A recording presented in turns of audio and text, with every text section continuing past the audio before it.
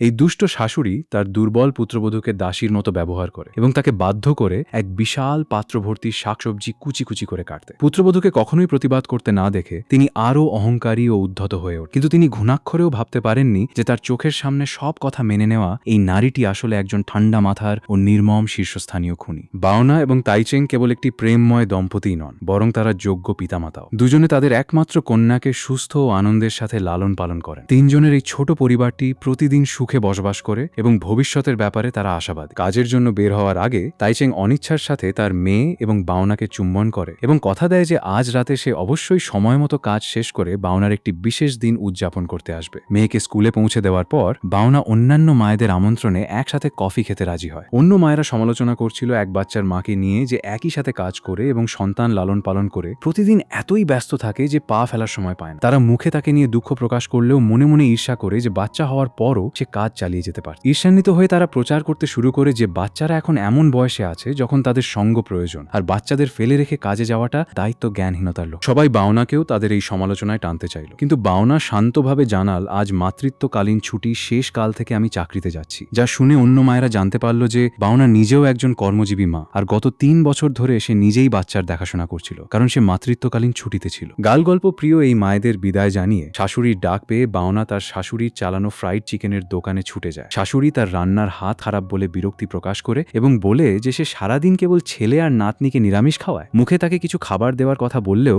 আসলে সে বাওনাকে বিনা বেতনের শ্রমিক হিসেবে ব্যবহার করে এবং আদেশ দেয় এক বিশাল পাত্র ভর্তি শাকসবজি কুচি কুচি করে কাট। ননদ এটা মেনে নিতে না পেরে শাশুড়িকে মনে করিয়ে দেয় যে আজ বাওনার ছুটির শেষ দিন, কালকে তার কাজ আছে, জেনেও সে ইচ্ছে করে তাকে খাটাচ্ছে। শাশুড়ি খুব হালকাভাবে এর প্রতিবাদ করে বলে যে সে বাওনাকে কোনো কিছু করতে বাধ্য করেনি, বরং বাওনা নিজেই এসব করতে চেয়েছে। এক প্রতিবেশী বাওনার কাজে ফেরার কথা জানতে পেরে তার প্রশংসা করে বলে যে সে এবং তাইচেং মিলে অর্থ উপার্জন করে সংসার চালাতে পারবে। শাশুড়ি আবারও তাচ্ছিল্য করে বলে যে বাওনা একটি ছোট কোম্পানিতে কাজ করে এবং তার বেতন খুবই সামান্য। এরপর প্রতিবেশী তাকে জানায় যে সামনের বাণিজ্যিক রাস্তার একটি রেস্তোরাঁ প্রায় বন্ধ হতে চলেছে, কারণ বাড়িওয়ালা হঠাৎ করে ভাড়া 3 গুণ বাড়িয়ে দিয়েছে, যা থেকে স্পষ্ট বোঝা যাচ্ছে যে সে ভাড়াটিয়াকে তাড়িয়ে দিতে চায়। শাশুড়ি যদি তার ফ্রাইড চিকেনের দোকান চালিয়ে যেতে চায়, তবে তার উচিত দ্রুত বাড়িওয়ালাকে উপহার পাঠানো, যাতে তার নিজের ভাড়াও বিপুল পরিমাণে না বেড়ে যায়। শাশুড়ি গর্বের সাথে বড়াই করে বলে যে গত 5 বছরে অন্যদের ভাড়া বাড়লেও তার ভাড়া 1 পয়সাও বাড়েনি, আর এবারও নিশ্চিতভাবে এর কোনো ব্যতিক্রম হবে না। তবে প্রতিবেশীর ক্রমাগত বোঝানোর ফলে শেষ পর্যন্ত সে একবার উপহার পাঠানোর সিদ্ধান্ত নেয়। শাশুড়িরা কি নিয়ে আলোচনা করছিল সে সম্পর্কে বাওনার কোনো ধারণাই ছিল না। সুপারমার্কেটের ছাড়ের খবর পেয়ে সে দ্রুত জিনিসপত্র কিনতে যাওয়ার জন্য ওঠে। খুব স্টাইলিশ ভাবে হাতের ছুরি ঘোরায় এবং মুহূর্তের মধ্যে জাদুকরীভাবে কাটার দক্ষতা প্রদর্শন করে। ছোট্ট বাঁধাকপি তার হাতে যেন খেলনায় পরিণত হয় এবং কয়েকটি দ্রুত পৌঁছে তার সমান ও নিখুঁত কুচিতে পরিণত হয়। শাশুড়ি যখন ঘরে ঢোকে,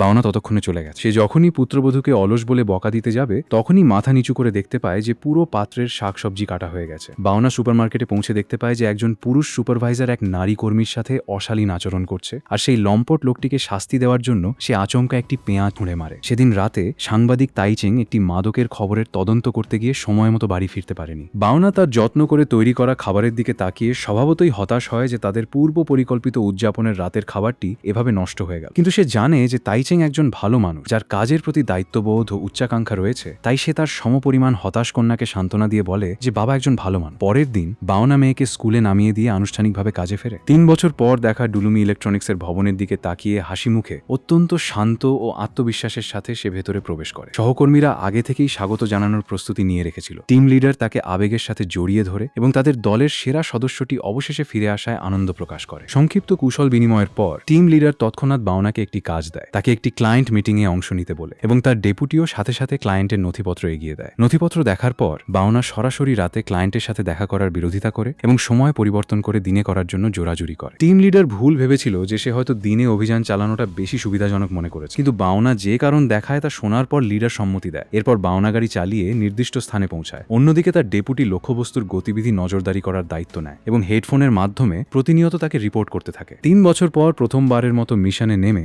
বাওনা জানে যে সবাই ভয় পাচ্ছে, তার পারফরম্যান্স হয়তো কমে গেছে, আর এই মুহূর্তে সবার প্রতিক্রিয়া কেমন হবে সেটাও সে আঁচ করতে পারে। সে লিফটে চড়ে ছাদের ওপর পৌঁছায়, বাক্স থেকে স্নাইপার রাইফেল বের করে এবং 1000 মিটার দূরের অন্য একটি ভবনে ও সেই ঘরের ভেতর থাকা ক্লায়েন্টকে নিশানা করে। টিম লিডার তার হেডফোন খুলে ফেলে সন্তুষ্ট হাসিতে মুখ ভরিয়ে তোলে এবং বাওনার প্রশংসা করে বলে যে তার ধার এখনো আগের মতোই অটুট। আসল ব্যাপার হলো ডুলুমি ইলেকট্রনিক্স ছিল কেবল একটি আবরণ। বাওনার সেলস টিম মূলত একটি পেশাদার গুপ্তঘাতক সংগঠন, আর বাওনা হলো সেই শীর্ষস্থানীয় ঘাতক যার নিশানা নিশানা করার দক্ষতায় কেউ টেক্কা দিতে পারে না। 1 দশকেরও বেশি সময় আগে ক্রিসমাসের দিনে তখন তরুণী 52,000 মিটার দূরে উঁত পেতে থেকে গুলি চালিয়ে এক ছোট্ট মেয়েকে বাঁচিয়েছিল, যাকে তার বাবা প্রায় মেরেই ফেলেছিল। ছোটবেলায় বাবা মাকে হারানো বাওনা ভেবেছিল সে চিরকাল এই ঘাতকের পথেই হেঁটে চলবে, কিন্তু এরপর তার দেখা হয় তাইচেং এর সাথে। তাকে পছন্দ করা তাইচেং আন্তরিকভাবে তাকে ভালোবাসার প্রস্তাব দেয়, যদিও জানা ছিল না যে বাওনা তার আসল নাম কিনা, কোথায় তার জন্ম হয়েছে, কিভাবে সে বড় হয়েছে, আর সে ঠিক কি কাজ করে তার বিন্দু বিসর্গও জানা ছিল না। তবুও সে নির্দ্বিধায় তার প্রতি আকৃষ্ট হয়েছিল। সেই উষ্ণ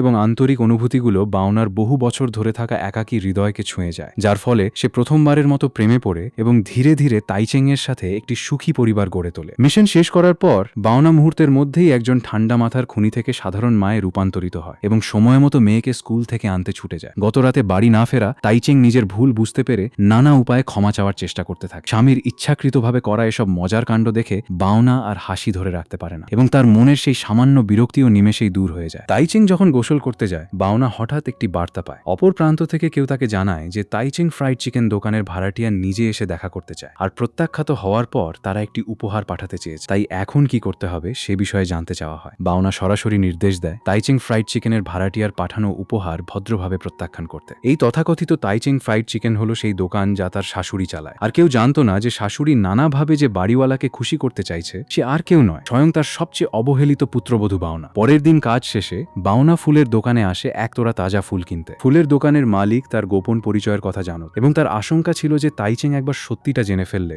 বাওনার বর্তমানের এই সুখী জীবন পুরোপুরি ধ্বংস হয়ে যাবে। বাওনা তাইচেং এর সাথে তার প্রেমের প্রতিটি মুহূর্ত স্মরণ করে এবং নিশ্চিত হয় যে সে তার স্বামী ও মেয়েকে গভীরভাবে ভালোবাসে। সে কোনোভাবেই তাইচেং এর সামনে নিজের বিপজ্জনক দিকটি প্রকাশ হতে দেবে না এবং বহু কষ্টে অর্জিত এই সুখ সে যে কোনো মূল্যে আঁকড়ে ধরে রাখবে। ঠিক এমন সময় সংবাদে প্রচারিত হয় যে সিউল শহরের প্রাণকেন্দ্রে দূরপাল্লার স্নাইপারের একটি ঘটনা ঘটেছে। একটি হোটেলে অবস্থানরত এক ব্যক্তি ভবনের বাইরে থেকে আসা বুলেটের আঘাতে নিহত হয়েছে। কেউ কেউ সন্দেহ করছে যে এটি সম্ভবত কুখ্যাত সিরিয়াল শুটার কিংফিশারের কাজ, যে 4 বছর উধাও থাকার পর আবারও প্রকাশ্যে এসেছে। খবরটি শোনার পর তাইচেং হঠাৎ করে উঠে দাঁড়ায় এবং তার অফিসের ডেস্কে রাখা 3 জনের পারিবারিক ছবির দিকে ঘাড় ঘুরিয়ে তাকায়। আর ঠিক একই সময় বাওনা গোপনে তোলা 2টি ছবি পায়, যার একটিতে দেখা যাচ্ছে তাদের 3 জনের সুখী পরিবার রাস্তায় হাঁটে এবং অন্যটিতে দেখা যাচ্ছে মিশন চলাকালীন সে একটি স্নাইপার রাইফেল হাতে ভবনের ছাদে লুকিয়ে আছে। এখানে পর্বটি শেষ হয়। পরবর্তী পর্বটির জন্য ভিডিওটি লাইক, কমেন্ট আর চ্যানেলটি সাবস্ক্রাইব করে রাখুন।